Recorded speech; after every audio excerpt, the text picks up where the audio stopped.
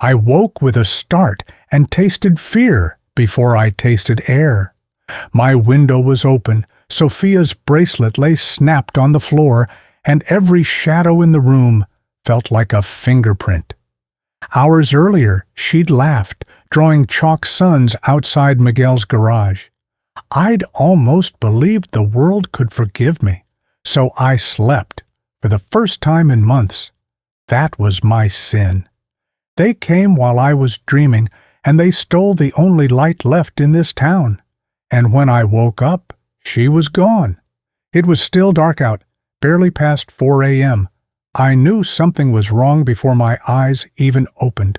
The air in the room felt thinner, too still, too quiet, like the world itself was holding its breath. I sat up fast. The window was open. I never leave the window open. There was no sign of a struggle, no sound, no scream. But on the floor, just under the edge of the bed, I saw it. The bracelet, yellow thread, tiny plastic beads. One of them cracked clean down the center. Sophia had made it for me a few days ago, said it was a luck charm. I told her I didn't believe in luck. She told me, "That's because you don't have any." The floor felt cold under my feet as I stood. Every muscle in my body locked into instinct, search pattern, exit points, timelines. I scanned the door, still locked, but the window, someone had known. They came while I was sleeping. They were in this room, with her. I crossed town in less than 4 minutes. Miguel's house was dark, but the front door was already open. I found him in the front yard, pacing like a man searching for something he couldn't name. When he saw me, his face crumpled. "I thought she went with my sister," he said, his voice hollow. "She was supposed to leave last night, but she asked to stay, said she wanted to draw you something in the morning."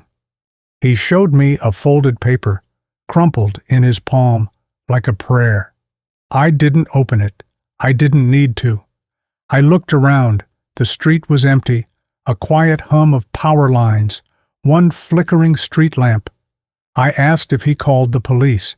He laughed without humor, rubbed his face with both hands. "I did. They sent a rookie. He asked if she might have run away. Run away? She's 10. He was shaking, but not from fear, from guilt, the same kind that was now crawling into my chest like acid. I told him to stay home, told him not to move, not to speak to anyone else. Then I left. I didn't have a plan. Plans are for men who have time. I only had motion. There was one place I knew I could start. A bad place, but a place nonetheless. The bar. It was almost empty when I walked in. The same bartender from the last time nodded slowly, like he knew something was about to happen and didn't want to be part of it. I showed him Sophia's photo. No words, just the photo. He didn't answer, didn't move, but he glanced just for a second toward the hallway in the back, a door behind the kitchen. I followed that glance. Inside the storage room was a man I remembered well, Luis, one of the cartel enforcers who survived the bar fight from a few nights ago. I'd left him limping. His nose was still crooked. His eyes widened when he saw me. He reached under the table, but I was faster. I pinned him with one hand, slammed him into the wall with the other. "Where is she?" I said. He wheezed. "Where is she?" He tried to lie. They always try. Said he didn't know, said he hadn't seen anything. I shoved him face down into the floor, ground my knee into his spine until he cried out. Then he gave up a name. El Silencio. Not a new name, an old one. A whisper I'd heard before, once, long ago, in a desert town even smaller than Santa Rosa. Back then, he was just another phantom in the field, A ghost story we told about a man who used to be one of us, until he wasn't. He runs transport now, Luis said through clenched teeth. Live cargo, young ones. He doesn't use trucks anymore. He uses tunnels, north route, hills. You won't find her. That last part wasn't a warning. It was a challenge. I knocked him out cold and left him there. Back at the motel, I pulled out an old map from my bag. The hills north of town had at least 3 known smuggling points. One had been shut down last year. Another collapsed. The third had never officially existed. I circled it in red. My phone buzzed. A text. No number. Just a photo. Sophia, alive, scared, hands bound in front of her. Timestamp 03:52 a.m. A second photo followed. A location ping. North Hills. Same place. They wanted me to come. Wanted me angry, off balance, emotional. They didn't know I'd already buried the part of me that could be shaken. But they had made one mistake. They took her while I was sleeping. Now I was wide awake. There's a specific kind of silence that sets in after a child goes missing. It's not the absence of sound. It's the presence of something else. Something darker, more suffocating. Like the world itself has turned its back and quietly shut the door. After Sophia disappeared, that silence followed me like a shadow. Every second that passed, I imagined the worst. I didn't let it show, couldn't afford to, but inside it hollowed me out. Miguel stayed home, just like I told him. He sat in the corner of his kitchen, holding her shoes. He wasn't a man anymore. He was a shell of a father, replaying every decision he made, every moment he let his guard down. I recognized the expression on his face, because I'd worn it once. The day I came back from overseas and learned my daughter had died in a hospital bed without me beside her. I didn't offer him comfort. I offered him time. I needed to find someone who didn't yet know I was looking. I started with the outskirts, places the cartel uses for quick exchanges, abandoned motels, roadside diners, supply garages that shut down but never quite closed. These places breathe if you know how to listen. It didn't take long. At a scrapyard near the western edge of Santa Rosa, I spotted a black SUV parked half behind a wall of twisted metal. Still warm, too clean, out of place. I got closer, boots silent against gravel, heart steady. There were 2 men inside the office trailer, arguing. I didn't need names. I recognized the younger one from the bar fight days earlier. His arm was still bandaged. The other was bigger, broad-chested, a neck like a tree trunk. Not muscle, fat over violence. He moved slow, but there was weight in every gesture. He was used to being obeyed. They didn't see me, not until I opened the door and stepped in like I belonged. The younger one reached for something. He didn't get far. There's a specific kind of silence that sets in after a child goes missing. It's not the absence of sound. It's the presence of something else, something darker, more suffocating. Like the world itself has turned its back and quietly shut the door. After Sophia disappeared, that silence followed me like a shadow. Every second that passed, I imagined the worst. I didn't let it show. Couldn't afford to. But inside, it hollowed me out. Miguel stayed home, just like I told him. He sat in the corner of his kitchen, holding her shoes. He wasn't a man anymore.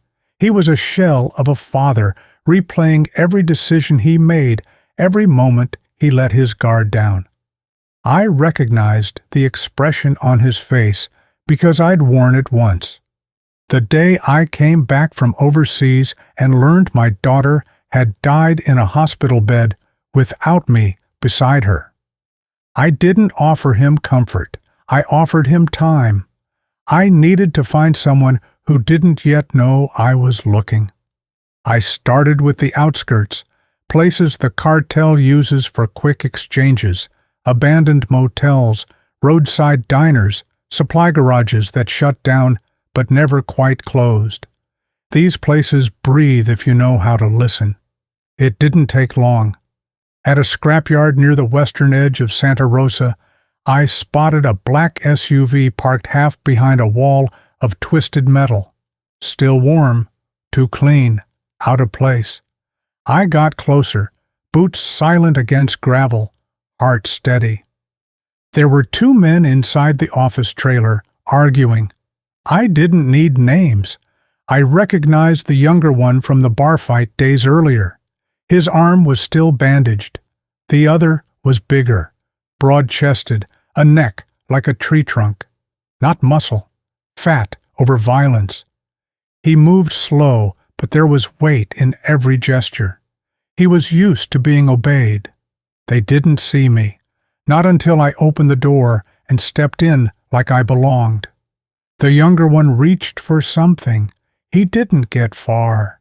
"You know what happens to men who let little girls disappear," I said, low and even. "They end up in pieces, sometimes all in one place, sometimes not." He shook, cried a little, tried to offer me names, half-truths, scraps, but then he said something that changed everything. "They're not planning to keep her here," he said. "She's being sent south, across the line, not for ransom. She's marked for movement. They tagged her." I froze. Tagged. That was terminology I hadn't heard since the last time I stood on foreign soil and watched a trafficker point to a girl like she was livestock, like she had weight but not a name. That meant this wasn't about Miguel's debt anymore. It wasn't about punishment. It wasn't even about me. It was business, and she had become inventory. I left him where he was, not dead, not safe either. Let the desert decide. Back in my room, I pulled the old box from the bottom of the closet, the one with the files, the contacts I swore I'd never use again. There was a photo in there, years old, grainy, surveillance from Honduras, maybe Guatemala, a man in profile, caught mid-step, half his face visible, his eyes blurred, but I recognized the shape of him. El Silencio. At the time, we didn't know his name. We just knew he moved like one of us. Quiet, surgical, off-grid, a whisper even among operators. He vanished after a black site raid went wrong. 3 children killed, 2 soldiers unaccounted for, reports buried, records wiped. Some said he'd died. Others said he'd joined the other side, but I knew better. Ghosts don't die, they just change flags. I picked up my phone, called an old friend, a tracker named Ortega who owed me a debt. When I said the name, he didn't speak for 10 seconds. Then, "You're going after him?" "I don't have a choice." "You never did." He gave me coordinates, a location near the ridge, said it wasn't on any map, not officially, an old water system, now dry, tunnels, reinforced. I geared up. 2 mags, fixed blade, flashlight, no vest, light and fast, no backup. I couldn't afford to bring anyone else into this, not when I didn't know what I'd find. Before I left, I opened the folded paper Miguel had given me, the one Sophia had meant to give me in the morning. It was a drawing. Me, standing next to her, under a sky full of stars. She'd drawn me smiling. I hadn't smiled in years. I folded it back, tucked it into my shirt pocket, over my heart. Then I stepped out into the dark. The air was still, moon low, wind picking up off the hills like a breath before a scream. Whatever came next, I wasn't going to stop it. I was going to meet it head on. I crested the ridge an hour before dawn, headlights off, engine barely idling. The desert lay open below me, a sheet of gunmetal blue broken only by the dark slash of the dry riverbed. Somewhere under that dirt, a tunnel waited, one that shouldn't exist, one my own maps had sworn was dead. I killed the engine and listened. Wind hissed through the sage like sandpaper. The world held its breath. 200 yards downslope sat the hatch, steel, black, ugly as confession. Fresh tire tracks hooked toward it, then veered away, as if even the driver didn't want to get too close. Whoever had designed this place understood psychology. Keep it featureless, keep it invisible, let guilt do half the guarding. I palmed Ortega's EMP spike, sent 30,000 volts into the lock. The keypad popped, lights strobing once before they died forever. I dropped inside. The staircase smelled of disinfectant and iron, new paint over old sin. At the bottom, a corridor ran north-south for 30 yards, LED strips throwing a harsh white glow across polished concrete. Cartel tunnels are dust and plywood. This felt like a government installation someone forgot to file. That was the first twist of the morning. I wasn't in cartel country anymore.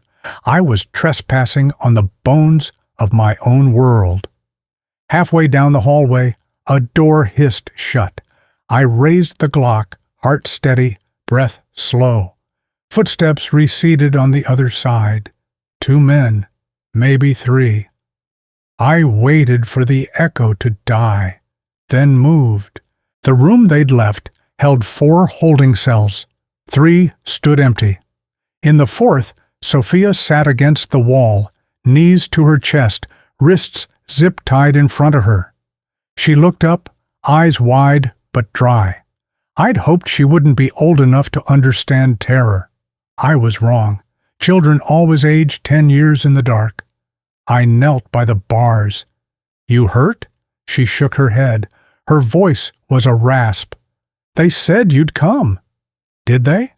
I cut the ties, lifted her out. She weighed nothing.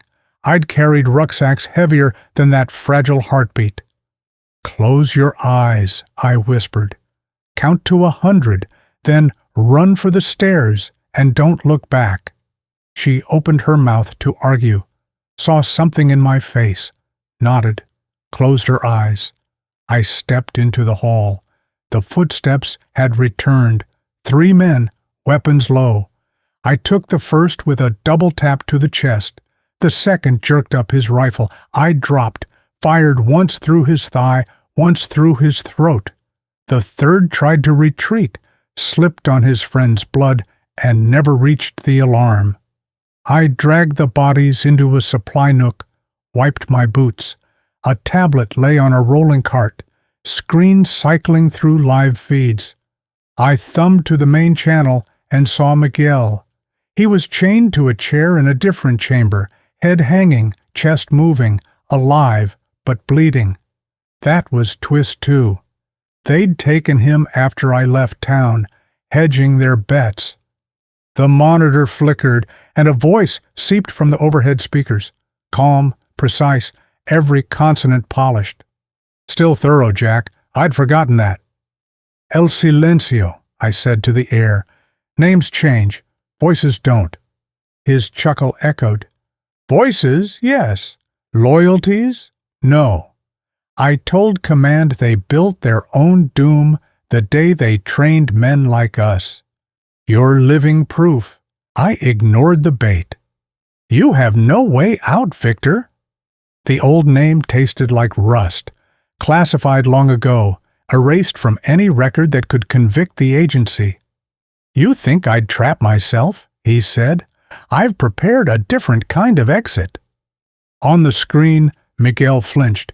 Behind him, a small countdown ticked red. 9 minutes. I ran. The corridor bent twice, then widened into a hangar-sized room lined with crates marked Med Supply. At the far end, a blast door stood half open, a diesel truck idling beyond. El Silencio waited beside it, hands empty, smile faint. He nodded to the crates. Pan-American relief inventory, humanitarian goodwill, under the bandages, rifles, fentanyl, orphans, whatever sells. The girl? A down payment. You show, we trade. You refuse. She crosses south and vanishes.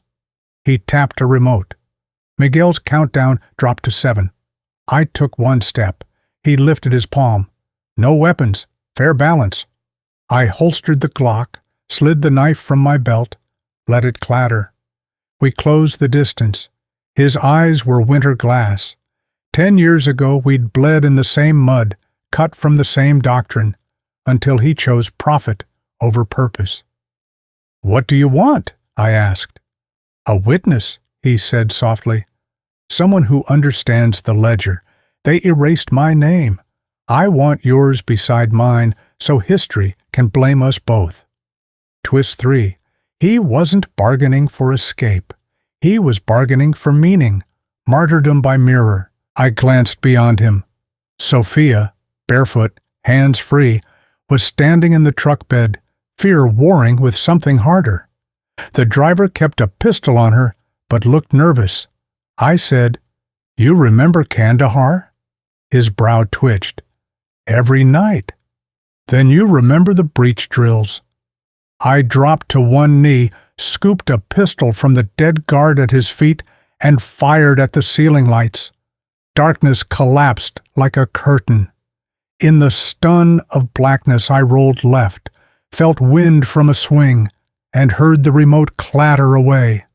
A shot cracked from the truck, went wide. I fired toward the muzzle flash. Metal rang, the driver screamed. Silencio lunged, caught my wrist. We slammed against a crate. He drew a blade. I trapped his elbow, drove him backward into the steel, felt ribs give. The knife nicked my shoulder, hot line of pain. I wrenched, heard bone pop. The blade fell. Light spilled from the busted door panel. I saw the remote, 10 feet away, red digits blinking 5 minutes. Slid across the floor, grabbed it. He was on me before I could breathe, fingers digging for my throat. His knee crushed my ribs, vision sparking. I jabbed his eye with my thumb, head-butted his nose. He reeled. I jammed the remote into his mouth and cracked the butt of the pistol against his jaw. Teeth snapped. He choked on plastic and blood. I rolled clear, shot the chain hoist above us. The crate's hook tore free, swung, and hammered him to the floor. Silence except his ragged breathing. Sophia called my name. I ran, lifted her down. She clutched my neck like lifeline rope. Miguel still had 3 minutes. I sprinted back, remote in hand, found the door to his chamber sealed. I shot the latch, shouldered through. He looked up, one eye swollen shut. I cut the cuffs, half-carried him out. Each step sent knives through my ribs, but we had seconds. We cleared the hatch as the timer hit 0.